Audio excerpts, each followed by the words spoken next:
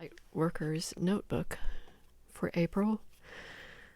I'm just contemplating this happy little chap right here, she says sarcastically.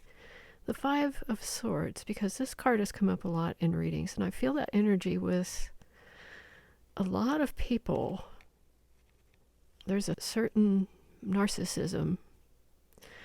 That's a word for it. I'm not a psychologist, but that's what it feels like. There's a certain narcissistic trend running through the world, and that little card that fell out there, the Ace of Swords reversed, they don't care about truth.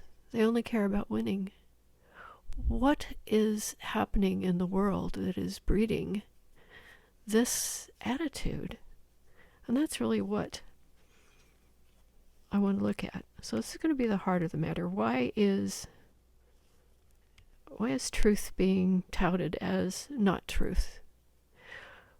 What causes this? What is going on in the world? I've pulled a few decks out that I've been using recently, and this one I think is the first one, because this one is the Tarot Astrologique, and it is from the 20s. The fellow who put it together was born in 1892, so he was familiar with war, several large wars. And I think that his perspective at that point in time is an interesting one. So, okay, I'm going to just take these cards as they come out and have a look. What is this about? Sorry about that. I don't understand this deck, so I'm using this book. It's kind of mystifying to me. I don't understand enough about astrology, for starters. I am aware of what birth charts are, what the houses are, but I don't have any depth of knowledge in astrology. So Cancer, it's interesting. Okay. So this was the question, why is there so much of this Five of Swords energy, this win at all costs, this lack of respecting things that are true over things that make these individuals pleased with their victories over people or organizations or whatever. So Cancer is the first card that came up. It is, I'm trying to sort of decode this because it's translated from French, and then it's in a type of language that is a little bit archaic. So it is Cancer the crab. It is water, and it's the oval-shaped face of a woman with abundant fair hair, grayish-blue eyes that reflect the dull sheen of water, filled with a gentle, absorbing, and even dangerous poetry that inclines to dreaminess, melancholy, and sadness. And this female energy, the veil that she holds, has an imprint of the sign of the crab, changeable and mobile crustacean of the sea, which subsists in watery element without much physical exertion. There is, let's see, Cancer is moist, cold, lymphatic, feminine, cardinal, fruitful, nocturnal, belongs to the watery element, represents inconstancy, which gives love of change. It is lacking in moral and physical courage, but gives success without great exertion. It always shows mysterious or hidden things and may indicate infidelity. There's some nonsense about physical effects of the sign of Cancer. So it's a card of a creature that has a lack in moral and physical courage, gives success without great exertion, shows mysterious or hidden things, infidelity. So it's it's a sort of amoral situation. And that's interesting. So it really is. It's an amoral point of view. There's no morals, but the thing that the individual chooses. Let's see what else that this little deck can tell you. Why is this the case? What is happening in this world that is creating this energy? And I think it's a symptom of something. I'm unsure exactly what. So we have 10 Verso, what is that? Oh, Aquarius, of course. Aquarius 10.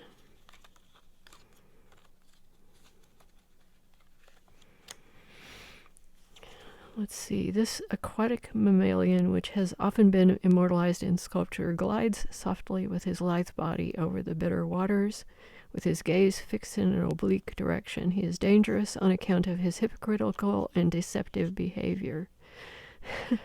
This is the card of double dealing, which lulls suspicion with fine stories. It represents a hypocritical and soft-mannered person who smiles upon you, but who slanders you behind your back. The backstabber. The backstabber, the sort of a card of espionage as well. So it's someone who lurks and charms and schemes. Yes. Yes and yes. So that is yet another one of the characters, the cast of characters. So what else can you tell us? I'll pull one more card from this deck, and then I'll go to another a little bit more understandable one. But I think it's interesting from the perspective of the 1920s mind, and one that saw 2 great wars.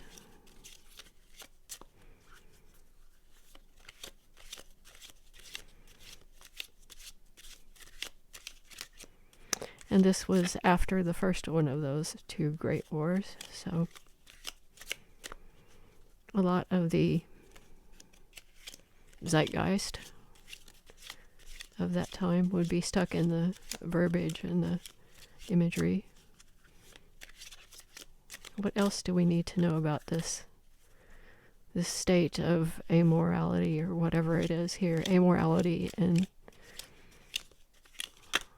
corruption generally. So this is the 3rd and final card from this deck, and that's the 10 of Cancer. 20 of Taurus is at the base there. I might look at that too. So 10 of Cancer.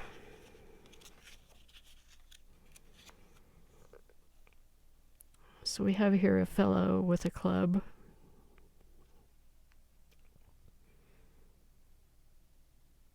And there's a ship out to sea.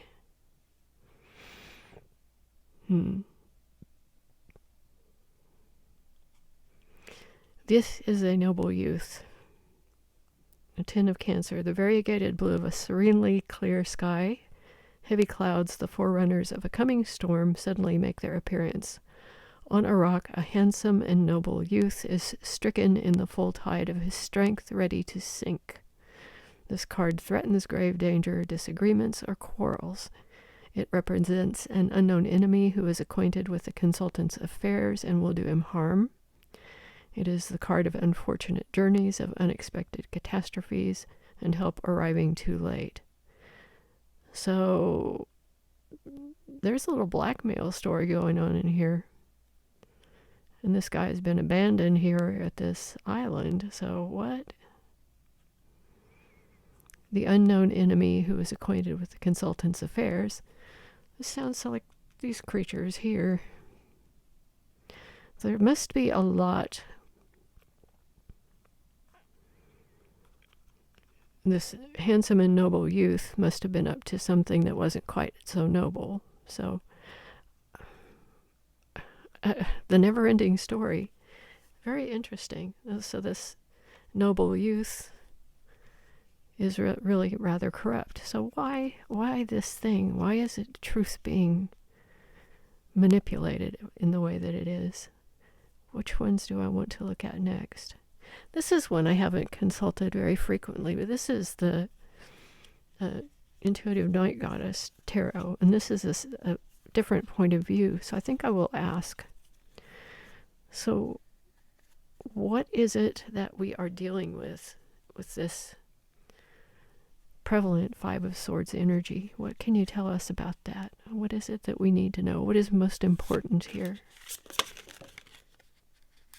Queen of Pentacles.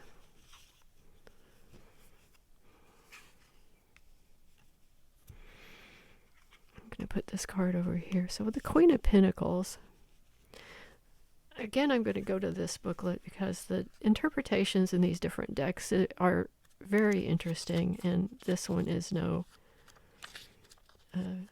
different. This is very interesting. The Queen of Pentacles is obviously the Queen of Pentacles, who is sort of the self-made individual. So the basics are there, but there's a little bit of a different spin on that in this.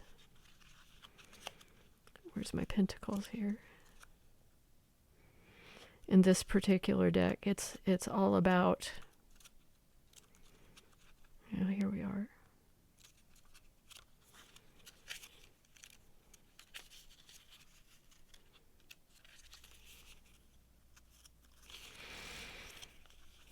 So the difference, well, she's highly intuitive. Her third eye is open. Able to call in abundance, celebrates and guards her bounty. And spirituality is half. And the Queen of Pentacles has reverence for spirituality and gratitude for spirituality, as well as for every material thing in her kingdom. So this is a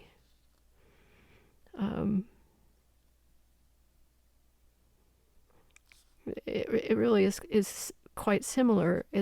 It's a more divine feminine take on the Queen of Pentacles, and fertility, abundance, practical success, abundance, and nurture. So there, I think, is the divine feminine might be coming to the fore in some ways, and that has shaken things up. Now, I think that is something that a lot of people talk about, the paternalistic.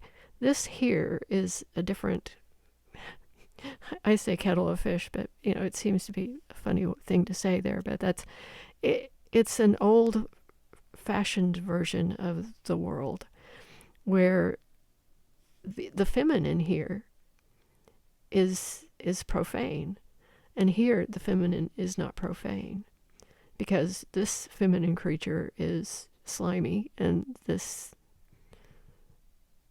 here's the noble masculine whatever who's being taken down by things that he's done. So what else does our Night Goddess Tarot have to say? What? Okay.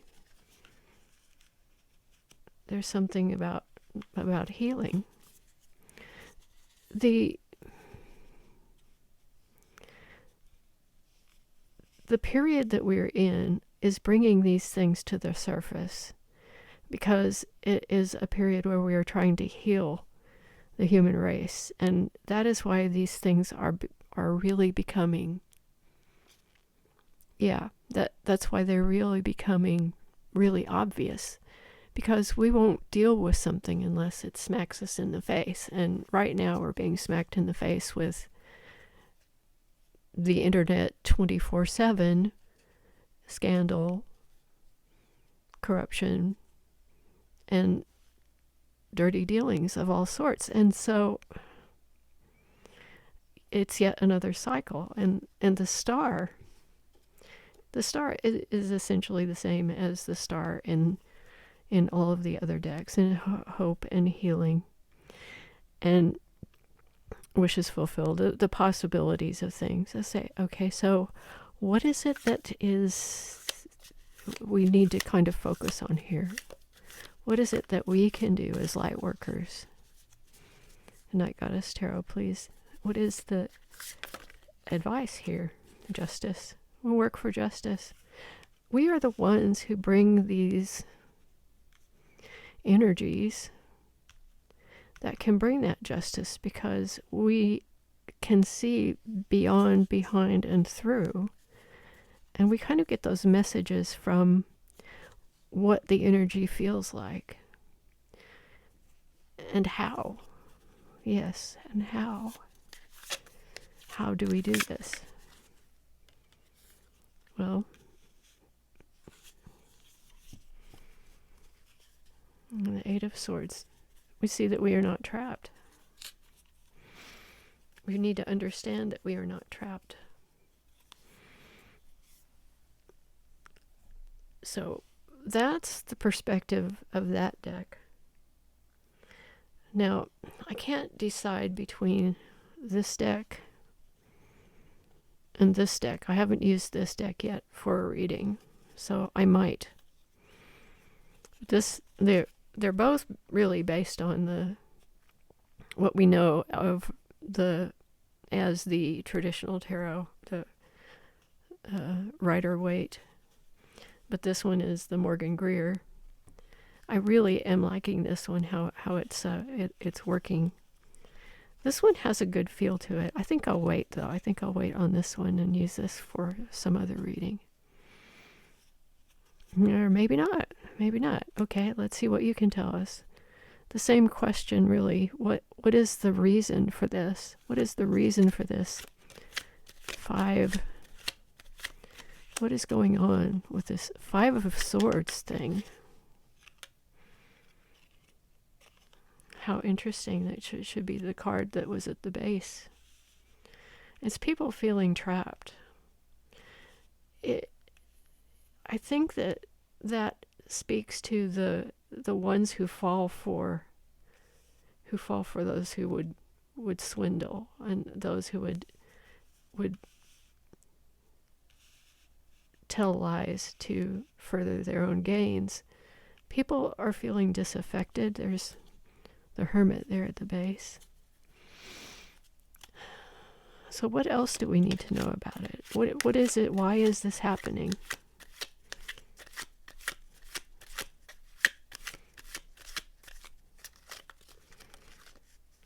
Do you want to come out a card? No.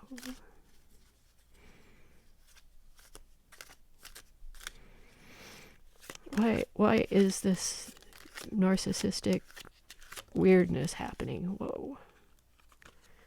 The 6 of Cups. We're working out old energies. That is, this card for me means the working out of things from your childhood. We're growing up as humanity. We're going through another phase in our development. And this is something we have to do to make things better. I know this is sort of a sweet look and nostalgia, but if we look back, we see those wars. And we look back with nostalgia without seeing the things that humanity has done before, the old chestnut that he who, the past repeats itself. If you don't pay attention, if you don't learn from the past, you're going to repeat those things that happened. So what can we do? What can light workers do? We work for justice. And in a way, that card sort of talks about it too, because someone is being, in 20s terms, a noble person is being blackmailed, and that's not right. And that's the situation now. People can get doxxed for no reason. And it's really distressing. So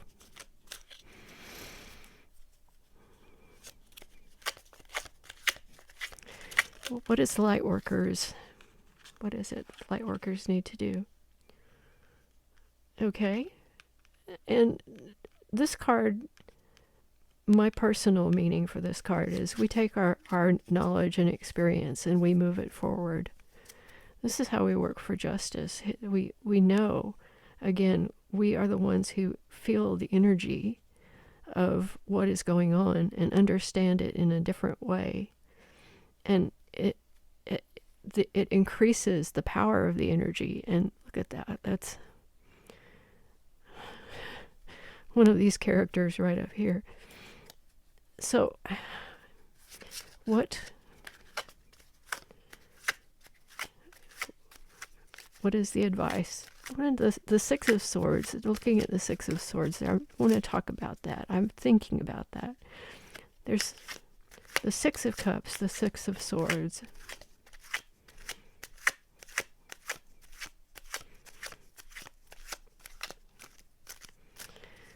We have to move away from that.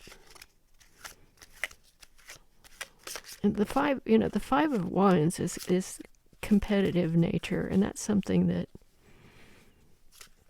it's a step away from the fighting, but it's the same kind of mentality, just I don't know that it's gentler, but what is the competition? What is the thing here? What is it that we need to do? What is it that we need to do? What is it that Lightworkers need to do? One more card for us, please.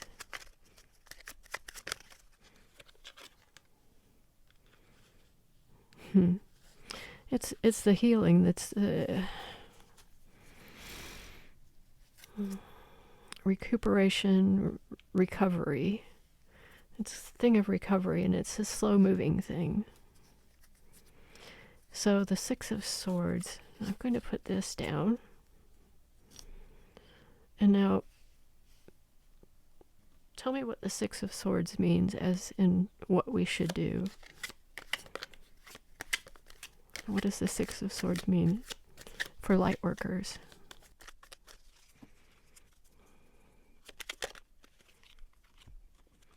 Oh. Cutting to the truth and guarding it's setting up boundaries, guarding our emotions. Because we can't get emotionally dragged into the situation. We have to be able to see it clearly. That makes sense. What is one other thing that we need to know about this? How can we turn this Ace of Swords situation so that we do see? How can we turn it this way? We are helping to raise the vibration of humanity. And how can we help? How else can we help? And how can we move that? Well, keep doing the work. The work is still needing to be done. And what can we do to help the recovery? There's the Page of Pentacles. That's grounded energy with innovative ideas. So I'm putting that here. Emperor, what are you doing here? What is this energy about? There's the World. Well, this is just kind of confirmation to me that this is talking about, there's Page of Wands. Yeah, Justice. This is talking about the situation. This is talking about the paternalism. It's, what can we do to help the recovery? The Ten of Wands. It's, again, it's doing the work. It's like, just keep doing the work. Keep carrying it forward. And that's it. Make your contribution to it. Is there anything else Lightworkers need to know.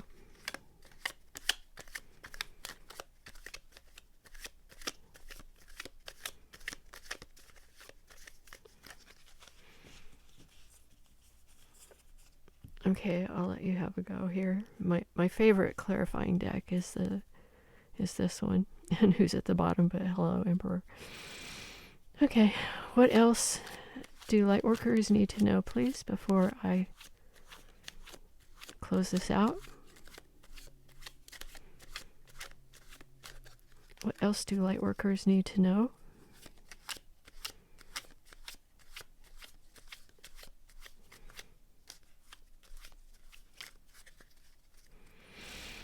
That we're helping to move the world into a different direction from where part of it has been heading. And get past the stage where these characters are having their day, and get humanity past the point where we have so many people who will do anything to win. Seven of Swords, hello.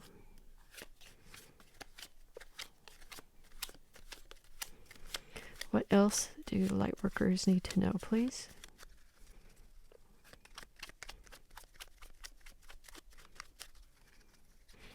Okay, tell me. The Eight of Swords. Don't get in your head. You're not trapped. People need to know they are not trapped. The Knight of Swords. And at the base, the Six of Swords. Okay.